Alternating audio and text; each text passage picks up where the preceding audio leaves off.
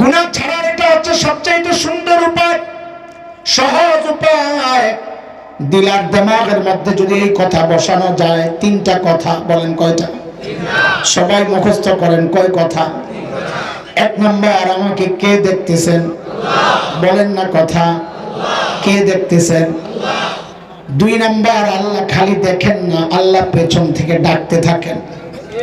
আমি আর আপনি যখন গুনাহ করি, আল্লাহ পেছন থেকে ডাকতে থাকেন। কি বলে ডাকেন? কোরআনুল কারীমের সূরা ইনফিতারের মধ্যে মালিক সে কথাও বলে দিয়েছেন। কি বলে ডাকেন? আল্লাহ ডাকতে থাকেন, ইয়া আইয়ুহাল ইনসান মা গাররাকা বিরাব্বিকাল কারীম।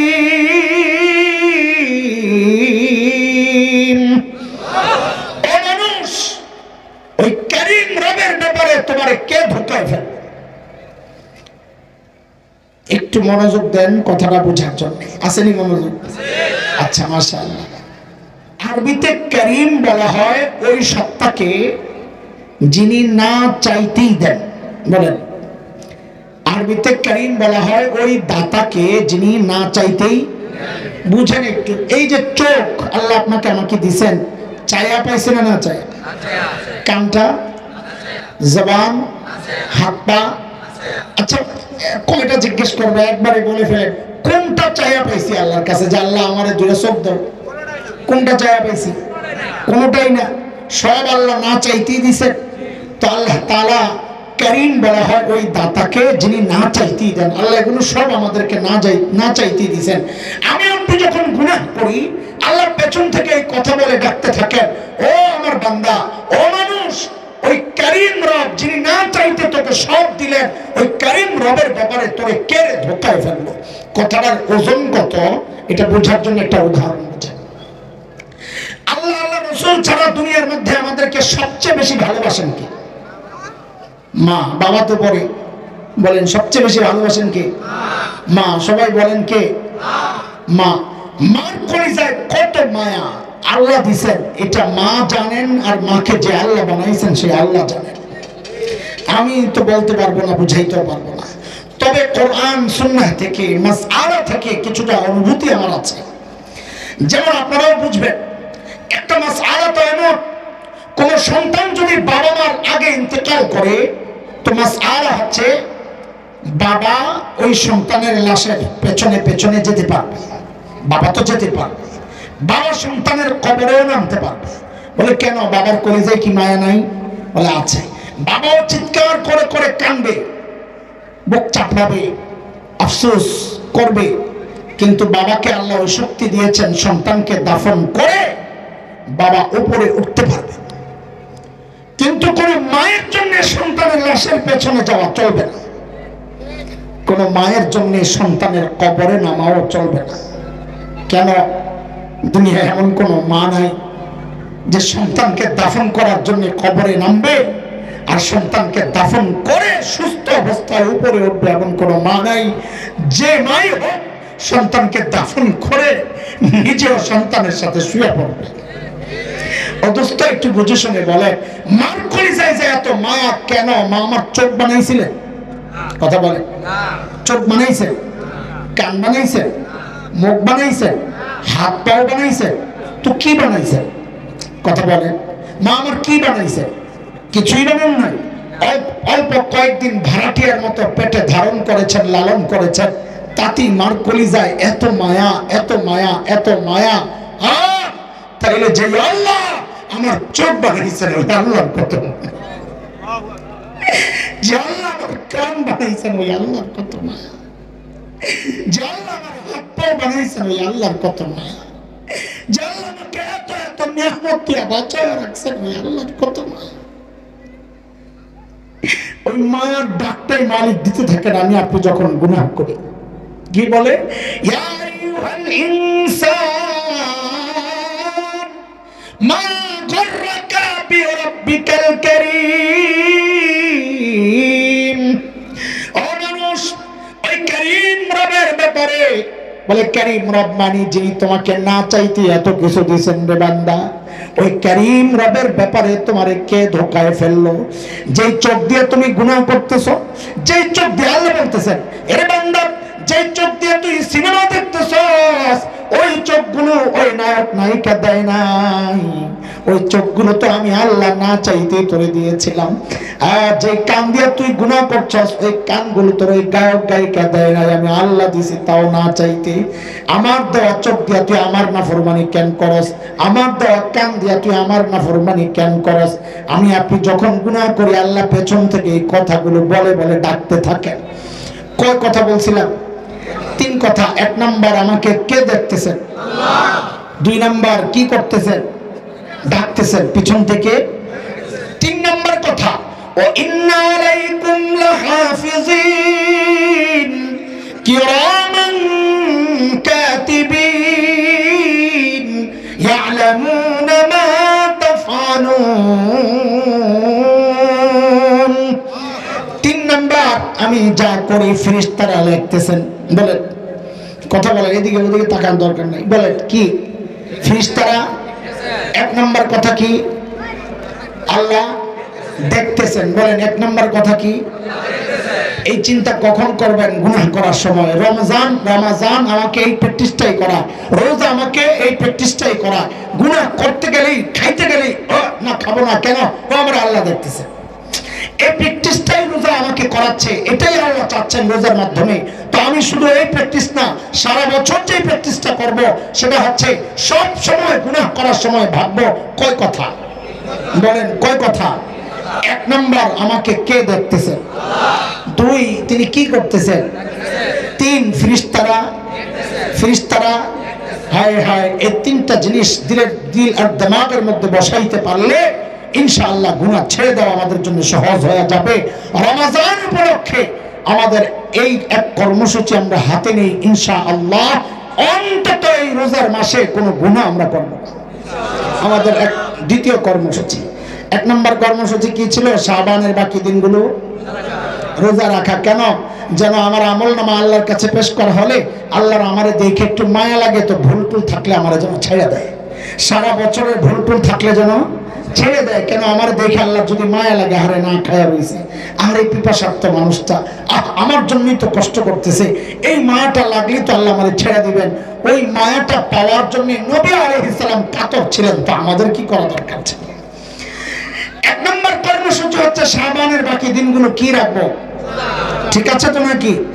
2 নম্বর কর্মসূচি, রোজার যে উদ্দেশ্য গুনাহ ছাড়ার প্র্যাকটিস করা, আমরা গুনাহ ছাড়বো ইনশাআল্লাহ। দেখেন, যদি গুনাহ না ছাড়ি তো এই রোজার কোনো দাম নাই। বুখারী রিওয়ায়াত আসছে, হযরত আবু হুরায়রা রাদিয়াল্লাহু আনহু বর্ণনাকারী, আল্লাহ নবী সাল্লাল্লাহু আলাইহি ওয়াসাল্লাম বলেন, মান লাম ইয়াদা কাওলা যুর ওয়াল আমাল বিহি লাইসা লিল্লাহি হাজা আন ইয়াদা তাআমাহু ওয়া শারাবাহু। যে মানুষ মিথ্যা ছাড়তে পারে না, মিথ্যার উপর চলা ছাড়তে পারে না, আল্লাহর নবী বলেন সে না খায়া রইল না, কি করলো এতে আল্লাহ কিচ্ছু যায় আসে না, তার কাছে আল্লাহর এই রোজার কোনো মূল্য নেই। অন্য হাদিসে নবী বলেন, রুব্বা সাইম লাইসা লাহু সিয়ামুন ইল্লা আল-জু'।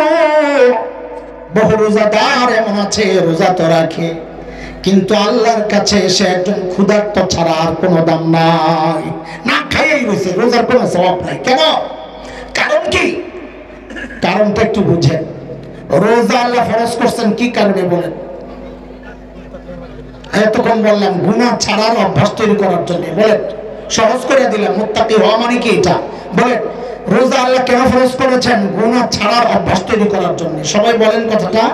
রোজা আল্লাহ কেন ফরজ করেছেন? গুনাহ ছাড়ার অভ্যাস তৈরি করার জন্য। আচ্ছা, গুনাহ ছাড়ার অভ্যাস তৈরি করার জন্য হলে রোজায় তো আল্লাহ বলবেন যে গুনাহ ছেড়ে দাও, এটা না বলবেন তো আল্লাহ খানাকে হালাল খানারে হারাম করছেন কি জন্য? আল্লাহ পান করা হালাল ছিল, ওটারে হারাম করছেন কি জন্য? স্ত্রীর সাথে বৈধ মেলামেশা হালাল ছিল, আল্লাহ ওটারে হারাম করছেন কি জন্য? আরে কথা বুঝছে দিয়ে আপনারা। রোজা ফরজ করছেন আল্লাহ কেন? গুনাহ ছাড়ার অভ্যাস তৈরি করার জন্য, তাই না?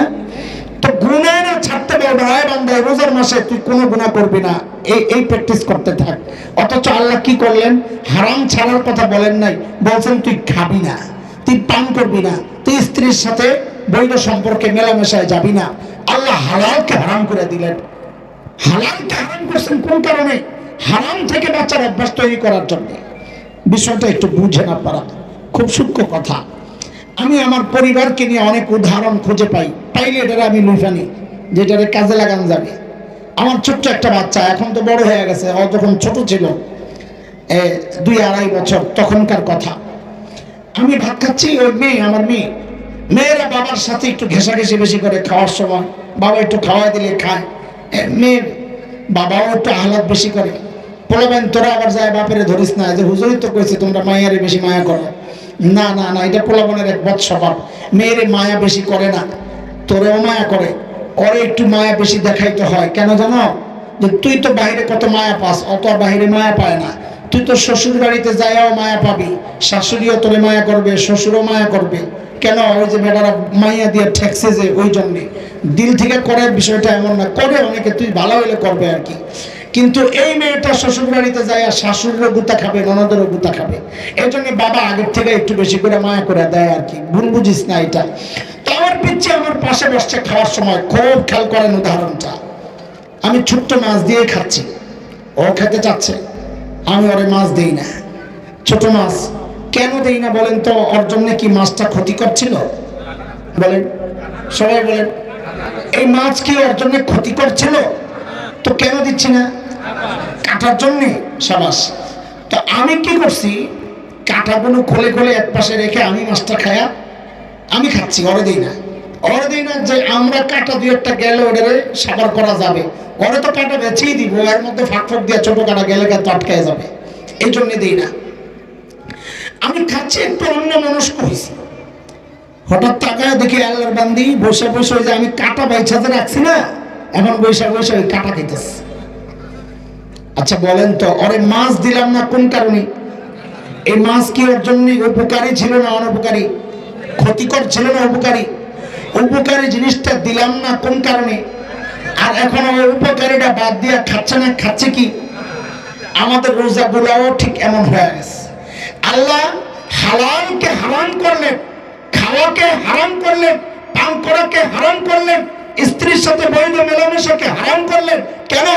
আমি যেন হারাম জিনিস থেকে বেঁচে থাকতে পারি। এটা আবার কেমন কথা? এটাও একটু বুঝে। দ্বীনের উপর চলা হচ্ছে সহজ, গুনাহ করা হচ্ছে কঠিন। হালাল জিনিসকে ছাড়া হচ্ছে কঠিন, হারামকে ছাড়া হচ্ছে সহজ। হালাল হারাম কঠিন কোনটা, সহজ কোনটা বোঝার জন্য সহজ একটা উদাহরণ দিই। সিনেমা দেখলে সওয়াব হয় না গুনাহ হয়? ফ্রিতে দেখায় না টাকা দিয়ে? টাকা দিয়া। তাইলে সিনেমা দেখলে জাহান্নামে যায় না জান্নাতে? তার মানে জাহান্নাম কিনতেছেন টাকা দিয়া। আচ্ছা, মসজিদে আজকে মাগরিব নামাজ পড়ছেন, টিকিট কত? হ্যাঁ, 1 টাকাও না? মাশাআল্লাহ। মসজিদে নামাজ পড়ছেন যে জান্নাত না জাহান্নাম? তার মানে জান্নাত ফ্রিতে পাওয়া যায়। এখন দেখেন অবস্থা, জান্নাত তো ফ্রিতে পাওয়া যায়, জান্নাতি দ্বীনি কাজ তো সোজা, ফ্রিতে পাওয়া যায়। গুনাহ তো কঠিন, টাকা দিয়ে কিনতে হয়। অথচ মানুষ ওই গুনাহটাই জাহান্নাম কিনে টাকা দিয়া জান্নাত ফ্রিতে পাওয়া যায়, ওটা নিতে চায় না। একটা পর্দানশীল নারী একটা ঢিলেঢালা পোশাক পরা, বোরকা পরা বের হয়ে গেছে, আরেকজন মাখতে মাখতে 2 ঘন্টা লাগছে।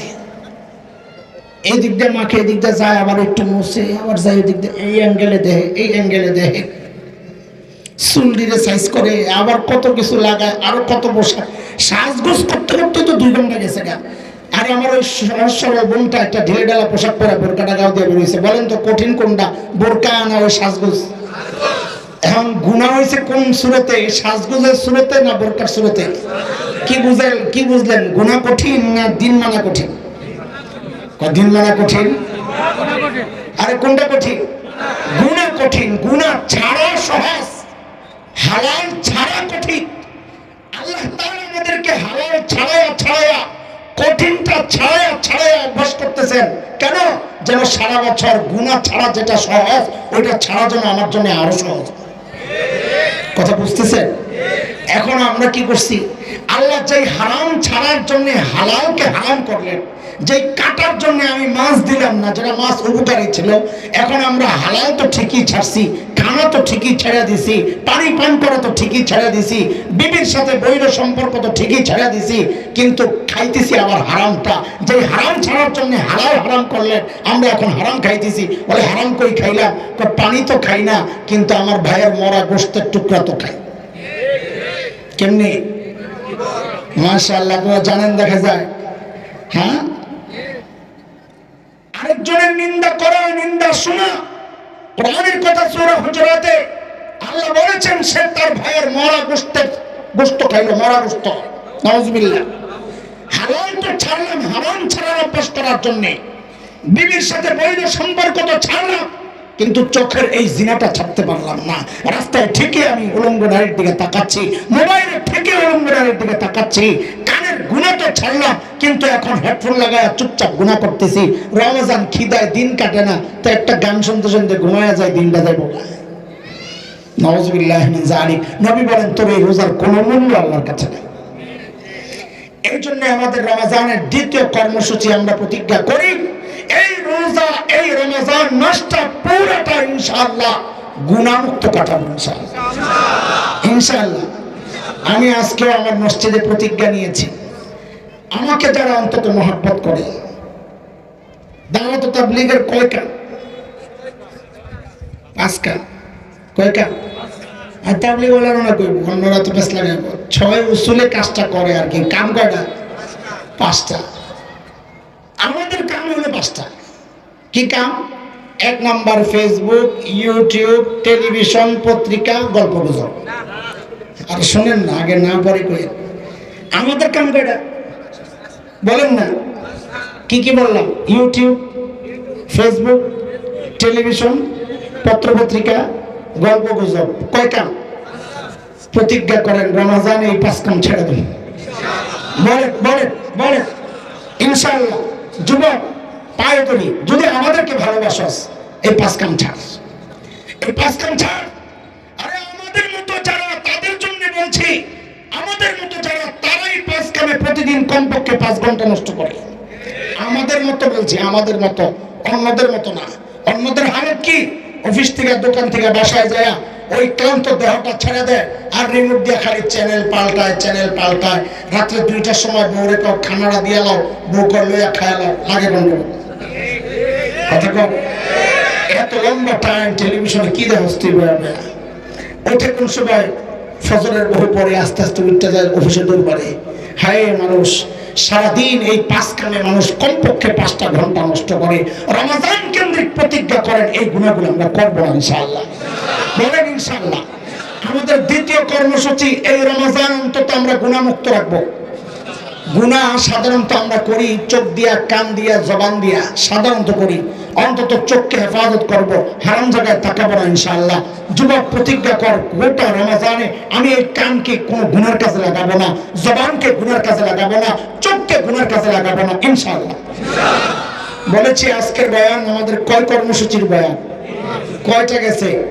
2টা। এক হচ্ছে শাবান কেন্দ্রিক, যে কয়দিন আছে রোজা ছাড়বো না, যেন আমার আমল নামা আল্লাহর কাছে পেশ করা হইলে আল্লাহ আমারে দেখে একটু দয়া লাগে। আহারে বেচারা না খায় আছে, আহারে বেচারা ক্ষুধার্ত, পিপাসার্ত, একটু ভুল চুপ থাকলে যেন আল্লাহ আমাকে ছেড়ে দেন। ঠিক আছে ইনশাআল্লাহ। 2 নম্বর হচ্ছে রোজার উদ্দেশ্য। রোজার উদ্দেশ্য হচ্ছে গুনাহ ছাড়ার প্র্যাকটিস করা, অভ্যাস তৈরি করা। আমি গোটা রমজান কাটাবো, গুনাহ করব না, তাহলে সারা বছর আল্লাহ তাআলা গুনাহ ছাড়া আমার জন্য সহজ করে দেবেন ইনশাআল্লাহ।